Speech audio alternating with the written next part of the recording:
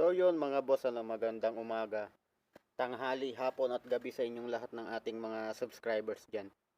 Ngayon itong ginagawa natin ay nagpalit tayo ng automatic transmission fluid ng Nissan Patrol and Armada model 2017, 7 speed to itong transmission nya. Nilinisan ko lang yung kanyang strainer, yung pinaka stainless na yan. Nilinisan lang naman niya kasi parang strainer lang siya, hindi siya tulad dun sa Toyota na kulay itim na filter.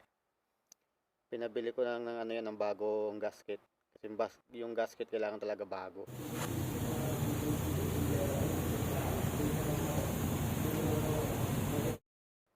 Kakapitan natin yung kanyang oil pan. Yung binidyoan ko kanina, yun yung loob ng mga clutch pack. So kakapitan natin yung nito, yung oil pan niya, nililinisan ko lang para maganda yung pagkakalapat. Yan nga pala is total fluid change. Ayan, kinakabit ko na yung yung kanyang oil pan. Yung pinaka check plug niya, yun yung nasa may kanto, yung may allen nut 6 or 8 mm. Yun yung pinaka check plug niya. Bali to, complete transmission fluid dialysis.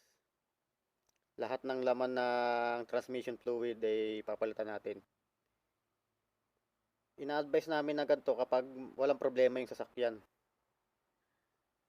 Pag walang problema sa shifting, normal lahat ng operation, ina-advise namin ganon. Pero pagka may problema, pwedeng manual, pwede rin palit 2 litro lang, tapos salinan ulit ng 2 litro. Depende sa kondisyon ng langis. Kaya pag gumawa kami, sinecheck muna namin yung condition ng langis tsaka yung level niya. Doon kami ngayon magbe-base kung anong mas magandang gawin. Hindi yung palit lang ng palit. Kung anong sabihin ng ganto ng ganyan. Ng customer o kaya ng sa iba. Ayaw namin ng magka-back job. Iniwasan natin yung magka-back job. Kaya mas maganda yung trabaho, yung pulido, yung wala tayong magiging problema. Ayan, na ikabit ko na.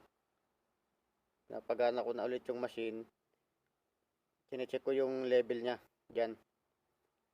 Naka-base tayo sa scan tool para hindi tayo mag-overfill at underfill. Yan ang diskarte ko pagka nag-aanon transmission.